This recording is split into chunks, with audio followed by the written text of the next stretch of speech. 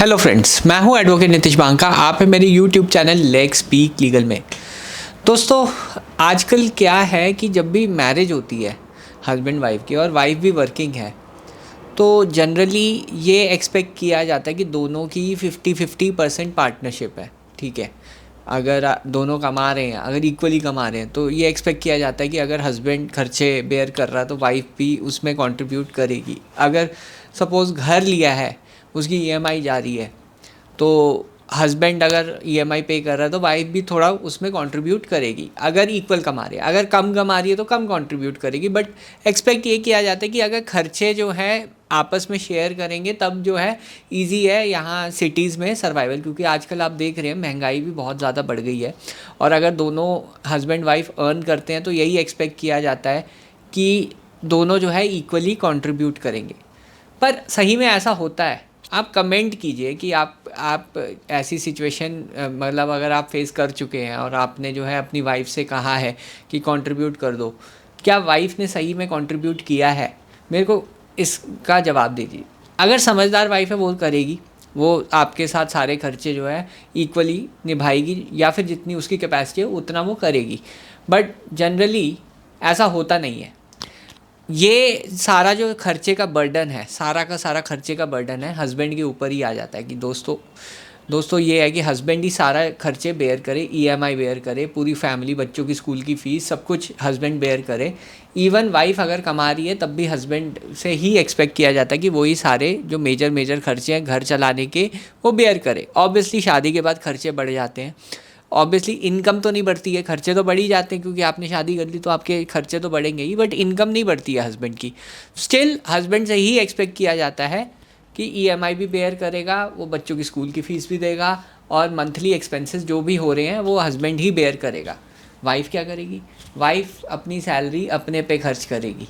Wife जो है अपने जो भी खर्चे हैं उसके वो जो फिजूल खर्ची मान लो वो सारी वो करेगी। वो घर के जो है कंट्रीब्यूशन बिल्कुल नहीं करेगी, वो अपने पे खर्चा करेगी। वो अपना जो भी उसका मेकअप का सामान है या कुछ भी उसे करना है वो सब चीज़ें उस पर करेगी। तो ये जनरली जो है रियलिटी है। और अगर ये गलत है तो कमेंट कीजिए कि गलत है। कई केसेस में ऐसा नहीं होता, हर केस की बात नहीं कर रहा मैं, but majority of the cases ऐसे ही हैं कि इसमें वाइफ साइड जो है वो नहीं करती कंट्रीब्यूट घर के खर्चों में। वो अपने खर्चे जो फिजूल के खर्चे हैं उस पर जो है खर्चा करती है, उसके कंफर्ट जो है वो पहले प्रायोरिटी होता है। घर के खर्चे जो है वो हस्बैंड की जिम्मेदारी है। जनरली ये मेंटालिटी से शादियां आजकल ब्रेक भी हो रही हैं। आजकल डाइवोर्सेस का सबसे बड़ा कारण फाइनेंशियल रीज़न है कि वाइफ साइड जो है वो हस्बैंड की पेन बिल्कुल नहीं समझती है। वहाँ पे जो है हस्बैंड को ही सारा की सारी रिस्पॉन्सिबिलिटी दी जाती है और ख़ुद वो सेव करती है पैसा अपना, या फिर कहीं ना कहीं खर्च कर देती है। तो ये एक बहुत बड़ी जो है प्रॉब्लम है। और अगर ये प्रॉब्लम है, कमेंट कीजिए कि आपको क्या लगता है कि ये प्रॉब्लम है या नहीं है। और इसमें जो है आइडियली तो यही होना चाहिए कि अगर खर्चे हैं तो दोनों को इकट्ठे बेयर करना चाहिए, जिसकी जितनी कैपेसिटी है। क्या हस्बैंड को डर नहीं लगता कि उसकी नौकरी चली जाएगी? क्या उसको सिक्योरिटी नहीं चाहिए? क्या उसकी सेविंग्स होनी नहीं चाहिए? ये क्वेश्चंस हैं, आपको आंसर करने पड़ेंगे कि ये क्वेश्चंस हैं कि सोसाइटी में क्या सिर्फ हस्बैंड ही है जो सारे खर्चों की रिस्पॉन्सिबिलिटी लेगा और वाइफ अर्निंग है तो वो कोई रिस्पॉन्सिबिलिटी नहीं दी जाएगी। और यदि आप वाइफ साइड को कह के देखिए ये चीज़ कि आप बेयर करो, 498A का केस हो जाएगा। और ये मैं हकीकत है। ये केस स्टडी आज जो मैं डिस्कस कर रहा हूँ, ये जो नई जजमेंट है जो आपने थंबनेल में देखी, वो इसी के ऊपर है कि 498A का केस कैसे हो गया। सिर्फ हस्बैंड ने कहा कि आप जो है मंथली कंट्रीब्यूट कर दीजिए, 498A का केस कर दिया। वाइफ ने कहा कि जी मेरे से तो दहेज मांगा गया है। अगर वाइफ से खर्चों के लिए कंट्रीब्यूशन मांगा तो वो दहेज की कैटेगरी में आ गया है। पूरा केस चला, क्वाशिंग हुई, उसमें जजमेंट भी आई है। तो ये जो है हालात हैं आजकल समाज के। और फिर कहते हैं कि शादियां क्यों नहीं चल रही, तो क्योंकि सारा का सारा फाइनेंशियल बर्डन हस्बैंड्स के ऊपर है। हस्बैंड सब कुछ बेयर करें, सब कुछ जो है खर्चे भी करें और कोई सेविंग्स नहीं रखें। चाहे उनकी, आज मैं एक चीज़ बताने जा रहा हूँ, आज हस्बैंड की जॉब चली जाए, उसकी वैल्यू ख़त्म हो जाएगी। उसकी वैल्यू बिल्कुल ख़त्म हो जाएगी, क्योंकि वो फिर किसी काम का नहीं है।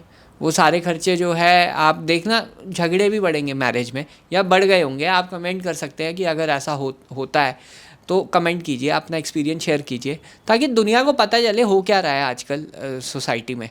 तो आपके झगड़े, आपकी वैल्यू ख़त्म हो जाएगी, आप सोसाइटी में कहीं मुंह दिखाने के लायक नहीं रहेंगे। एक बार अगर आपकी जॉब चली गई, या आप कुछ टाइम के लिए खाली बैठ गए, या आप रिज़ाइन करके आप बैठ गए घर पे, तो आपकी कोई वैल्यू नहीं होगी, और उल्टा आपके जो झगड़े हैं वो ज़्यादा बढ़ जाएंगे। आपकी जो मैट्रिमोनियल डिस्कॉर्ड है वो बहुत ज़्यादा बढ़ जाएगा। कोविड में भी हमने देखा था कि कैसे जो है झगड़े बढ़ गए थे, क्योंकि हस्बैंड की जॉब्स चली गई, या फिर वर्क फ्रॉम होम हो गया, तनख्वाह कम हो गई, तो उससे जो है बहुत ज़्यादा झगड़े फैमिली में बढ़ गए और डिवोर्स तक बात आ गई। तो ये जो है आजकल की रियलिटी है कि हस्बैंड से यही जो है एक तरीके से एक्सपेक्टेशंस हैं कि सारे खर्चे सब कुछ वो बेयर करेगा। वाइफ साइड से कंट्रीब्यूशन मत मांगो, अगर आप मांगोगे 498 का केस होगा। तो चलिए ये जजमेंट को स्टडी करते हैं कि क्या हुआ था इसमें। अभी मैं आपको ये जजमेंट बताता हूँ। तो अब जो मैं ये जजमेंट बताने जा रहा हूँ ये है कैलकाटा हाई कोर्ट की जजमेंट। इसमें जो जजमेंट का नाम है ये doctor Hiralal Konar versus state of West Bengal, CRR 2329 ऑफ 2022। अब देखेंगे आगे, मैं सीधा ना इसमें एलिगेशंस पे आ जाता हूँ। ये सारा जो कंप्लेंट और कंटेंशंस हैं इनको छोड़ दीजिए, मैंने हाईलाइट किया हुआ है इसमें। देखिए यहाँ पे, देखिए ये देखिए यहाँ पे देखिए, हस्बैंड ने जो है कि डिमांड ऑफ डाउरी की और pressurise her to pay the monthly instalment EMI for repaying the loan which they has avail for the purchase of apartment. सीधा सीधा एलिगेशन ये है कि EMI मांगी गई थी जी। तो यहाँ पे ये एलिगेशंस था। फिर नीचे आ जाते हैं, यहाँ पे आ जाइए। Pressurise has to pay the monthly instalment EMI for repaying the loan. ये अगेन रिआइट्रेट हो गया। अब कोर्ट का क्या मानना है उस पे आ जाते हैं। इस चीज़ पे कोर्ट क्या कहता है?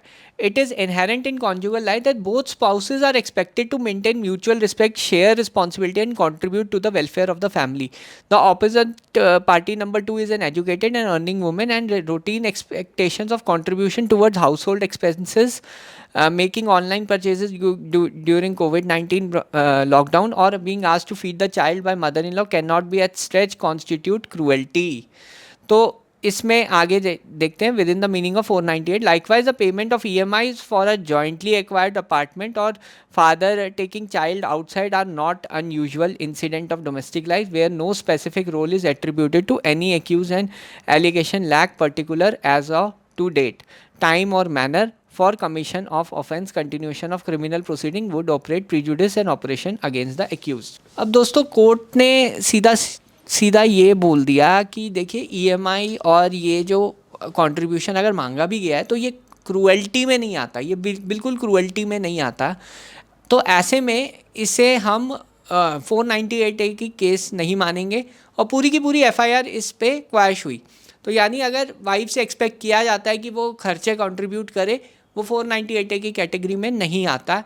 थैंक गॉड ये आज की पोजीशन है, नहीं तो फाइनेंशियल ऑपरेशन जो हस्बैंड फेस करता है, फाइनेंशियल डिस्ट्रेस जो हस्बैंड फेस करता है, उस पे तो बहुत ज़्यादा फाइनेंशियल प्रेशर। अगर नहीं मांगेगा तो फाइनेंशियल स्ट्रेस में मरेगा, और अगर मांगेगा तो 498A में मरेगा। बट थैंक गॉड ये अब ये जजमेंट आ गई है, तो अब 498A अगर आप खर्चा मांगते हैं अपनी मैरिज में नहीं लगेगा। तो ये जजमेंट को आप यूज़ कर सकते हैं अगर आपका ऐसा सिमिलर केस है। बाकी कमेंट कीजिए कि आपका क्या सोचना है कि क्या हो गया है सोसाइटी का आजकल।